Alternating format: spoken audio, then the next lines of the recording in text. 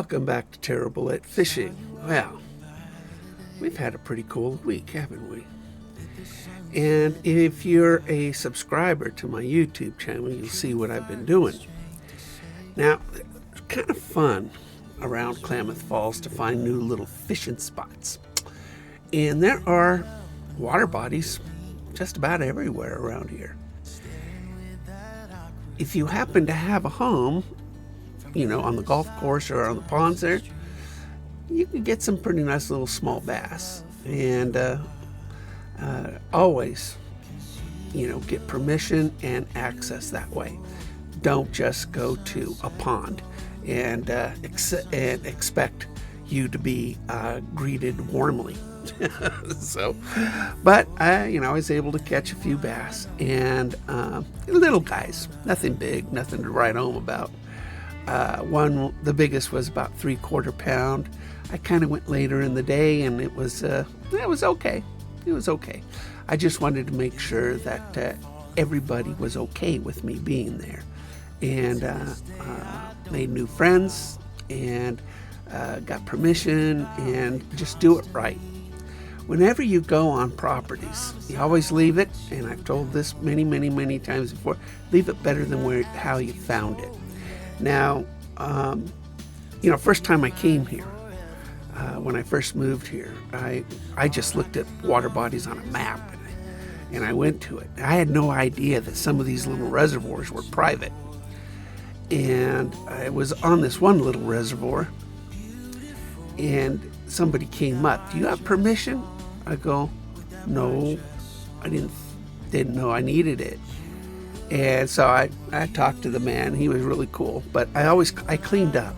What ended up happening is that people that used it prior to me would just leave cans out, fishing line out, stuff, trash. And it's always important that if somebody gives you permission to fish their ponds, that you bring a trash bag with you, and you sort of work the area and make sure you pick up everything that somebody else left behind, and let that person know that you're different. You respect their property, and you're grateful for being allowed to fish that pond. That's real important. I mean, you get what you give. And, it's sort of like the golden rule.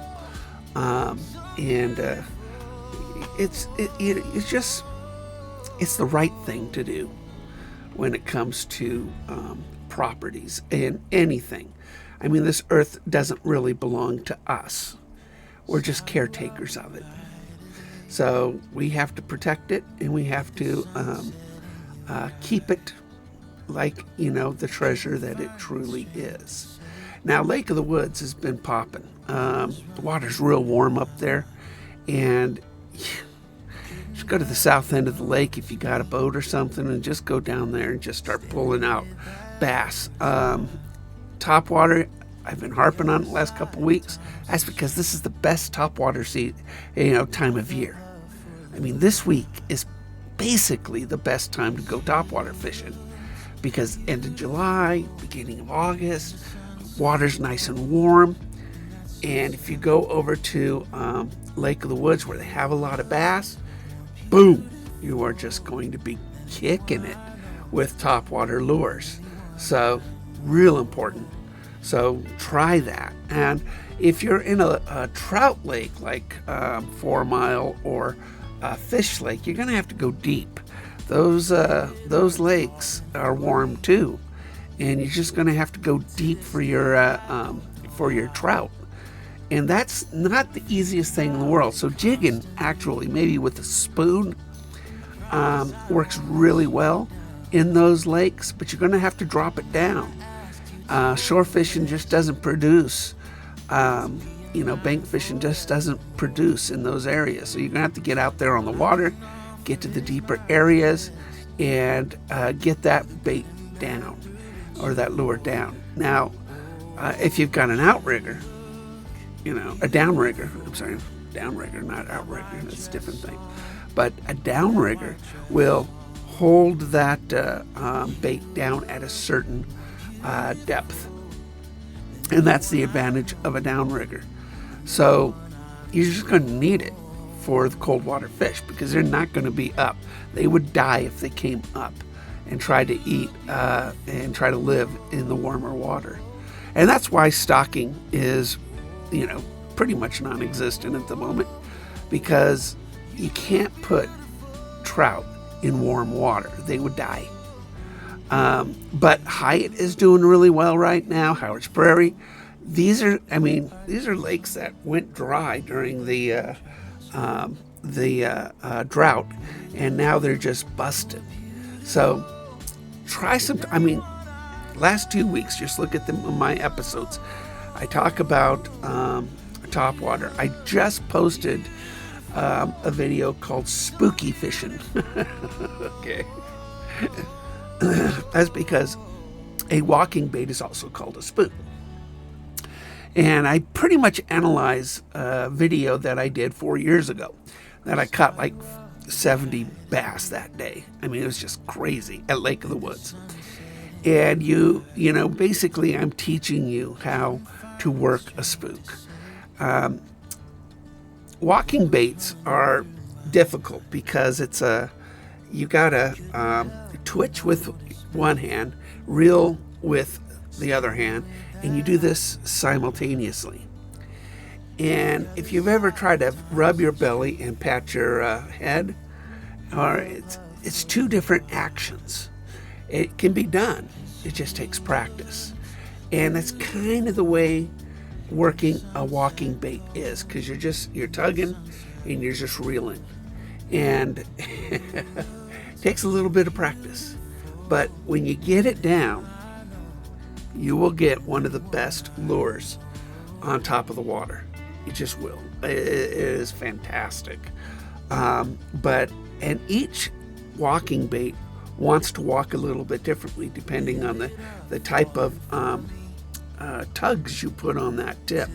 So some of them require very light tugs, so you need a lighter rod that is capable of that weight of lure.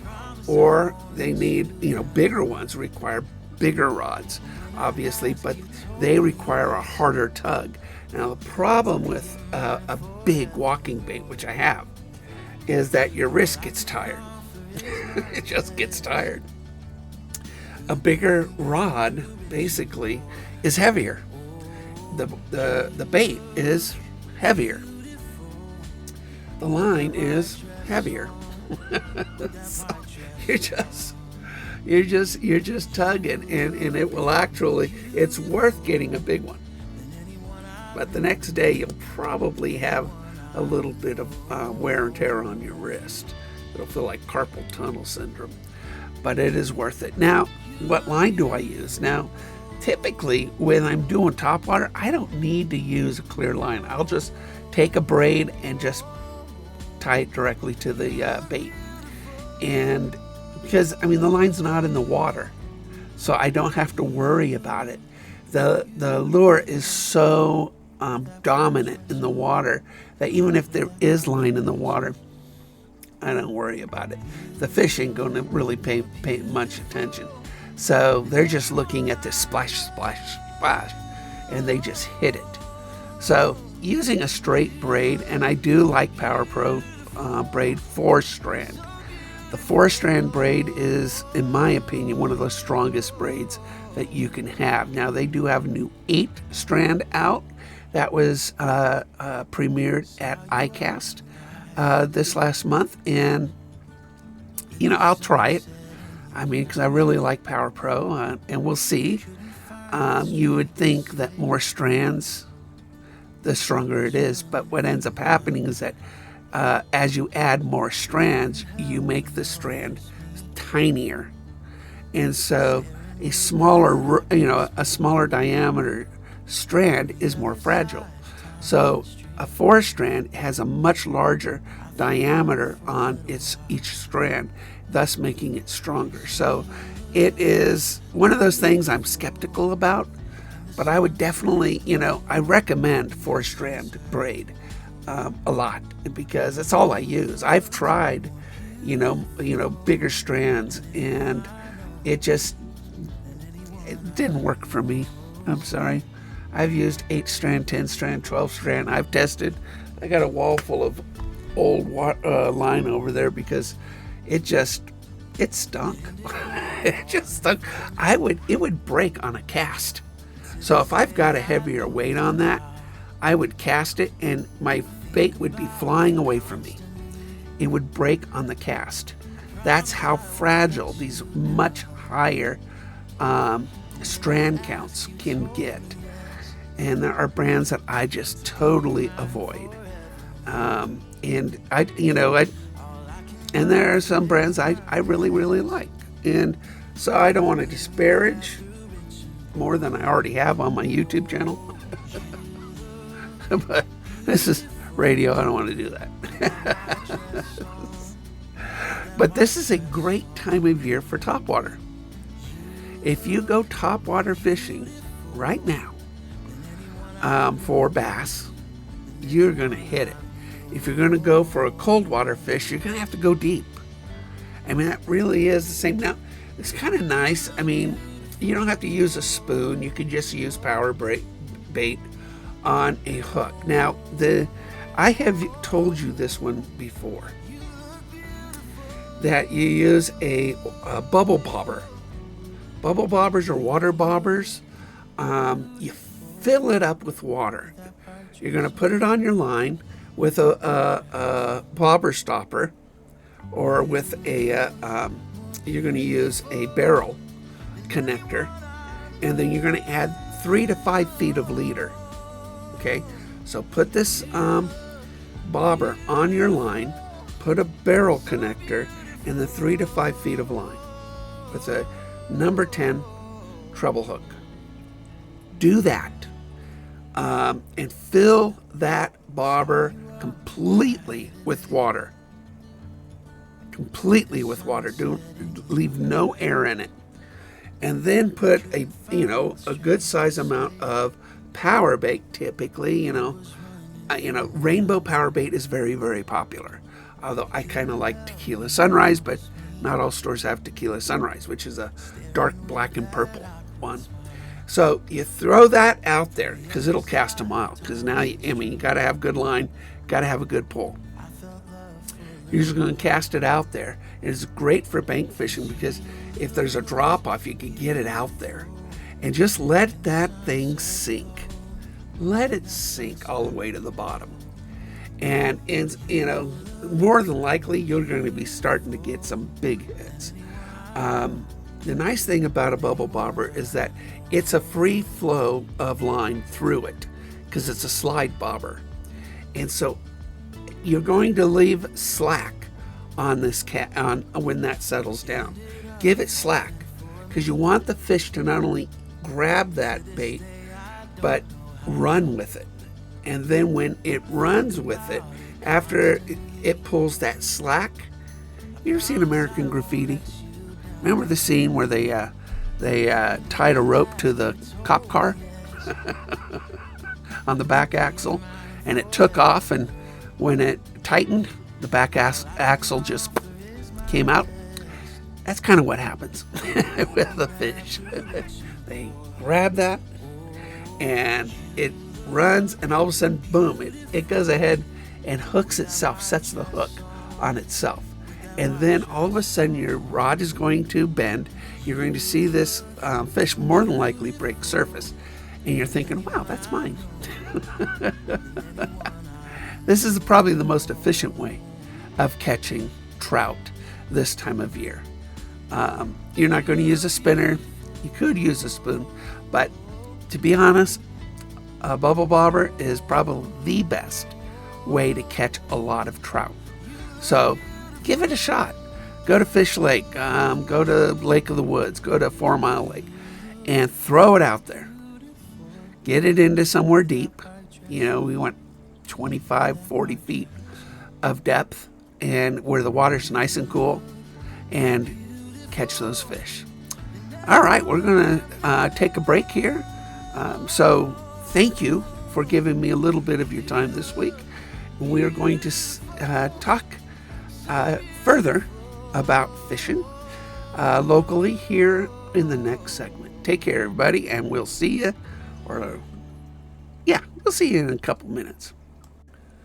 Welcome back to Terrible at Fishing, everybody, and I appreciate giving me a little bit more of your time. Now, if you're interested in fishing, just go to my YouTube channel, and I have great tutorials in the Not Anymore playlist.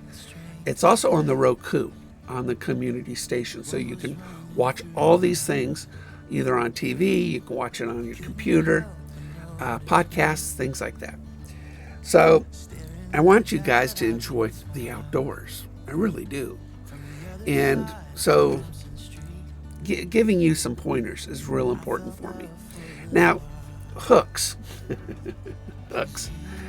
So I have tried many hooks and lots of different brands, lots of different styles. And it's interesting as you go ahead and fish, some hooks are going to be better than others. And how do you know that? Because you'll get a hit, you'll get all excited, and the fish will spit it out. Some hooks are what we call stickiness. Some hooks stick better in the fish. Some hooks are so sharp that I have to put drop something. I have to put hook protectors on them because they're so sharp that they can puncture my skin, well, rather easily. I always have the dropsies. Always got the dropsies. So, what are some good brands? Now, most people know Eagle because it's the budget brand, all right? Eagle is the one that you see in tackle stores, at the resort and stuff, because it's cheap. Well, the thing is about Eagle, or hooks like them, and they can produce a good hook, but good hooks cost more money. They just do. My glide baits have 1/0s, and these are gamakatsus. These are about $3 a hook, just for one hook. I know, that's crazy. I think, Mike, why? Because I need the fish to stay on it, especially a hog like those that are going to be catching.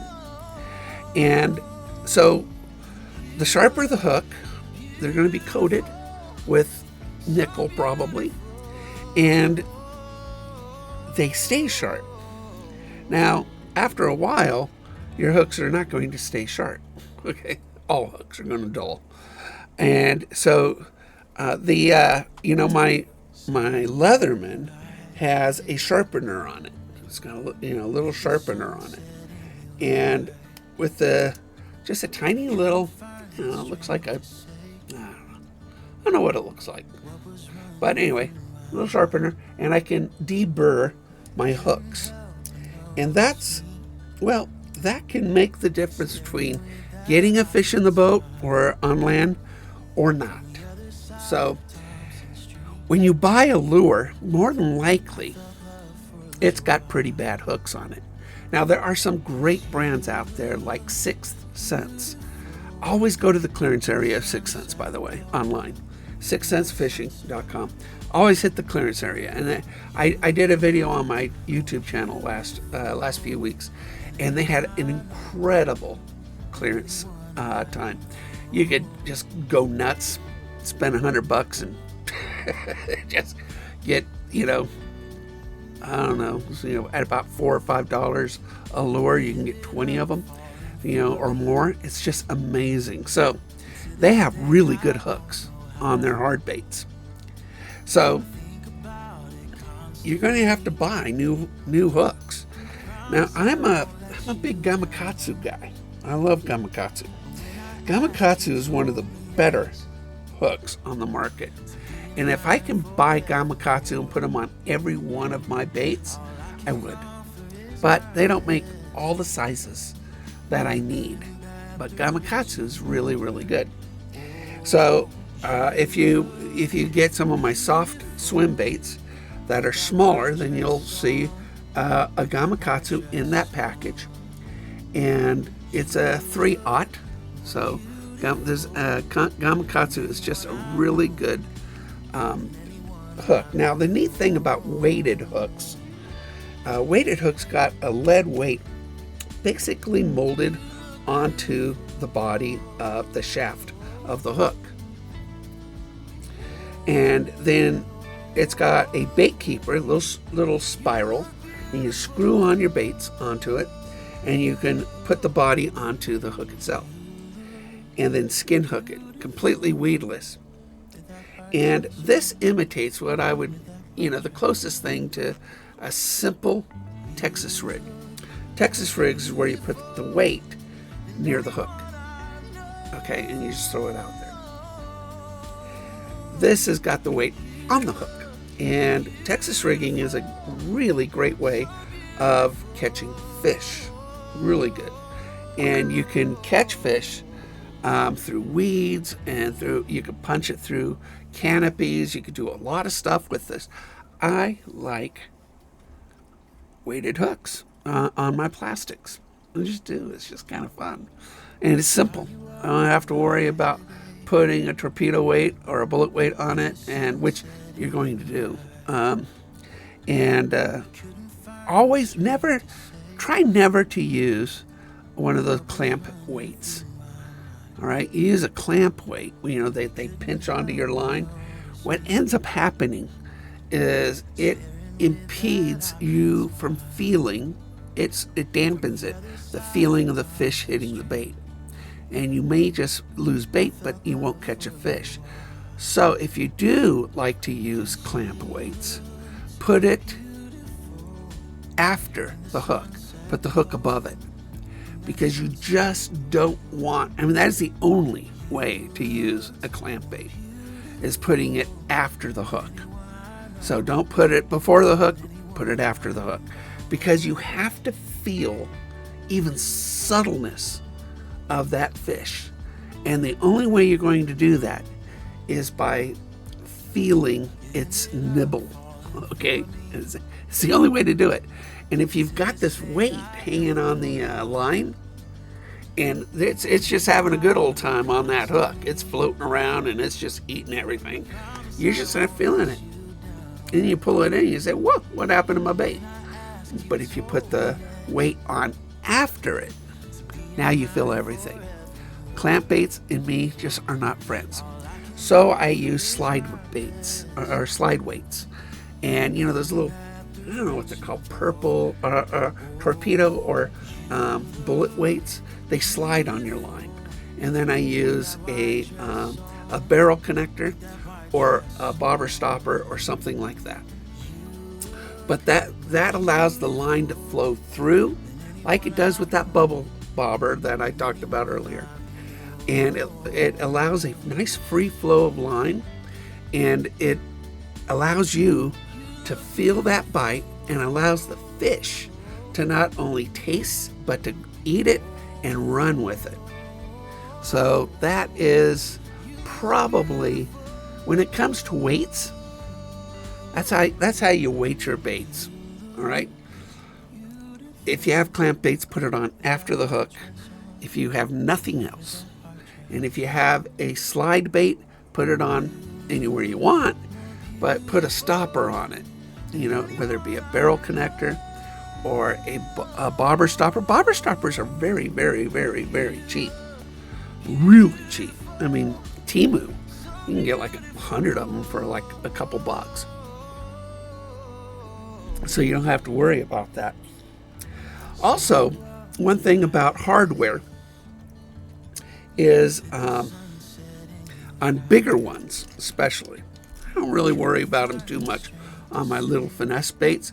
It's a split rings. Now I always use a stainless steel split ring, and with typically about a 30-pound type of tolerance, even on my tiny ones. But on your big ones, okay, a split ring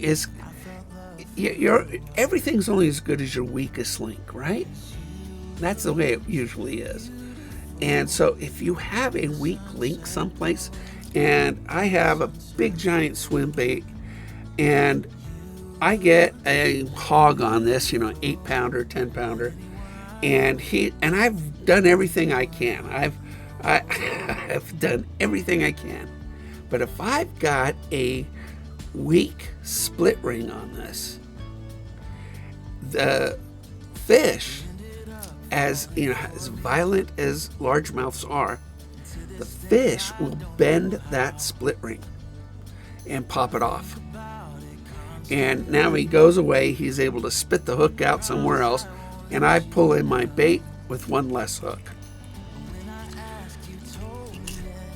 These are things that you kind of take take for granted when you buy something. When you buy a small little bait, you think, okay, it's got hooks, it's got split rings, it's a nice little bait. And you throw it out there, and you find that you get hits, but you don't pull in your fish. That's what happens.